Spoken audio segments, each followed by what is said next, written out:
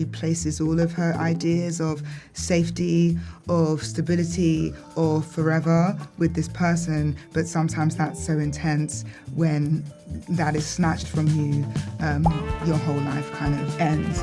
Y'all know I love A24, so of course I had to see their latest release, Mother Mary, starring Anne Hathaway and Michaela Cole. Now, I have seen people dragging this movie to hell and back, and I'm not here to join in on that dragging, because although I can't say it's a movie I enjoyed or would ever feel compelled to see again, it's by no means a bad movie. And contrary to the people running around and saying the movie had no point and nothing happened, the movie's message was an important one that I am side-eyeing all the white critics who seem to have completely missed it. And that's really what I want to talk about today. The plot and events of this entire movie can be summed up with a single Cat Williams joke.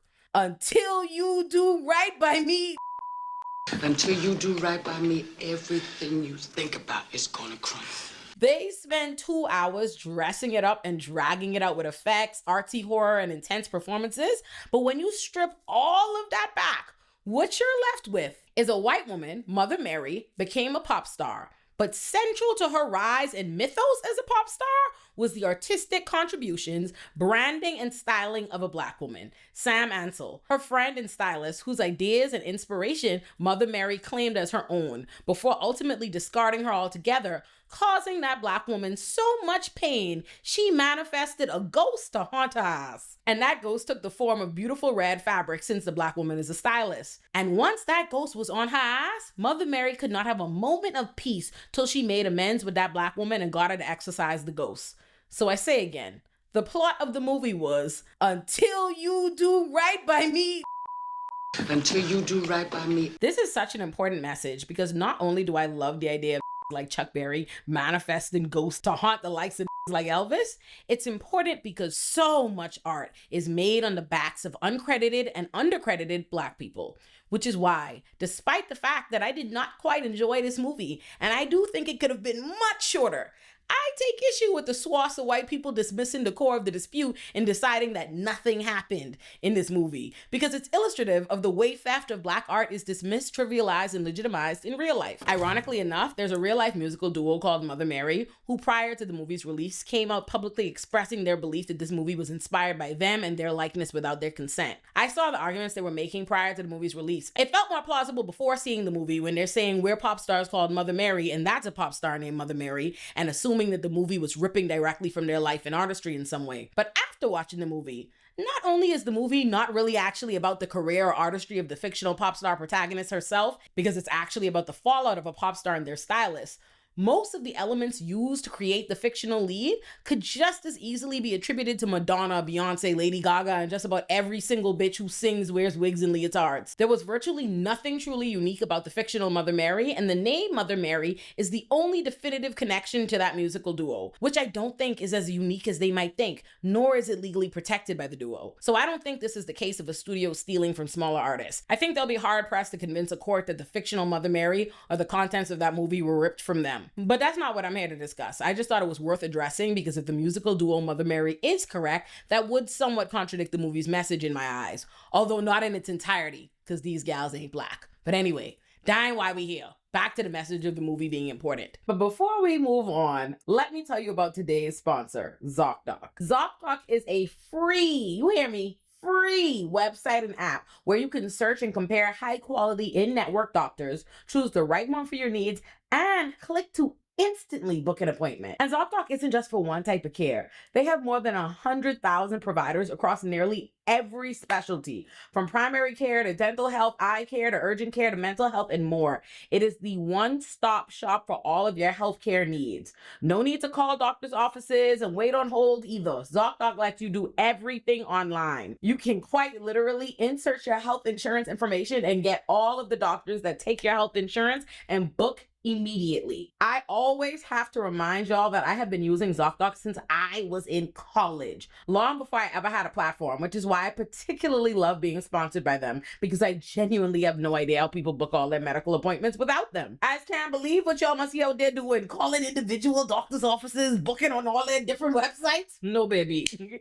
The pits. There ain't no way I'm doing all that when I can click on ZocDoc and be shown any and every doctor who takes my insurance for whatever I need to see them for, and all their availability, and book all my appointments right then and there for the free. ZocDoc helps you get appointments fast, typically within just 24 to 72 hours of booking, and you can even score same-day appointments. So stop putting off those doctor's appointments and go to ZocDoc.com/AllurNattyPop. And it's also linked in the description so you can find and instantly book a top-rated doctor today. Again, that's ZocDoc.com/AllurNattyPop. Thanks to ZocDoc for sponsoring today's video. Now let's get back to it.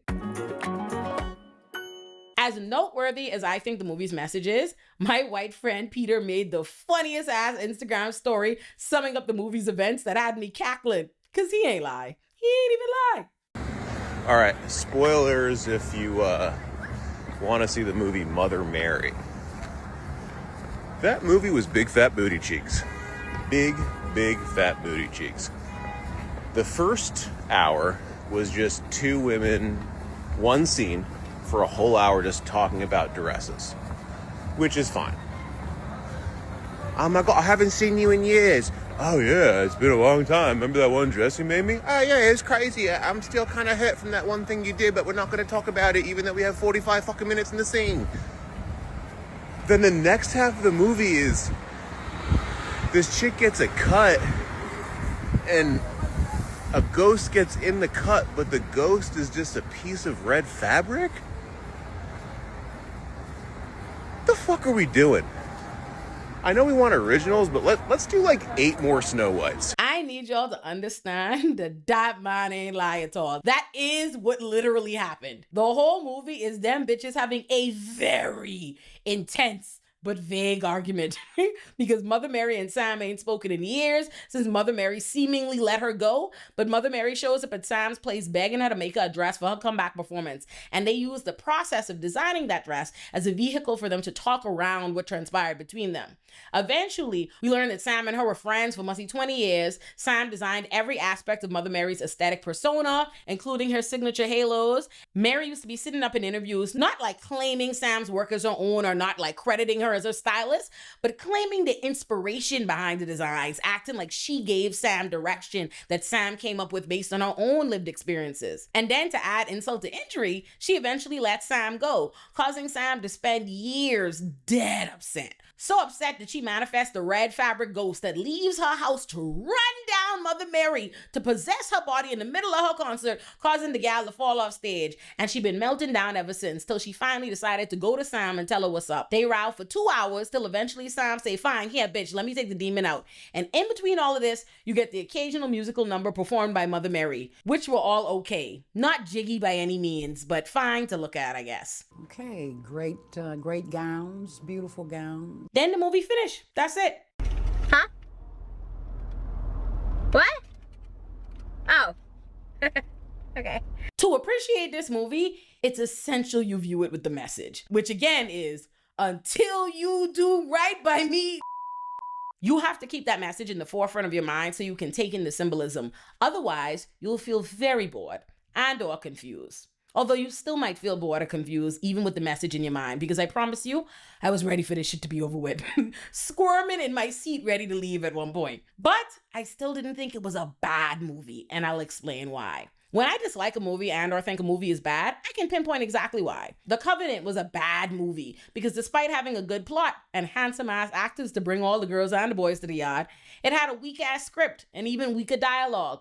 Although I and a generation of other teen girls and gay boys loved that movie. Watch the most underrated video on my channel if you're interested. Despite having a star-studded cast and absolutely beautiful cinematography, They Will Kill You did not do it for me because anything remotely interesting about the plot was already done much better by Ready or Not, and the dialogue was often so bad it missed the campiness it was going for and ended up just making Zazie Beetz, a bitch I know can act her ass off, come across like she couldn't act at times. Although she was eating them stunts the fuck up, I give her that. My point is, when I think a movie is bad, whether I like it or dislike it, I know exactly why.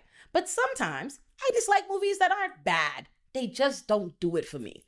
Contrary to popular belief, you can and will dislike movies that aren't bad movies. I think we tend to assume that if we don't like something, that means it isn't good or that it failed the mission in some way. But that's not always the case. Some shit just isn't for you. Some shit just won't do it for you or speak to you in the way other things do. Mother Mary is one of those movies for me. And it's not because nothing happened, as some of the critics who hate dialogue-heavy bottled movies like to say.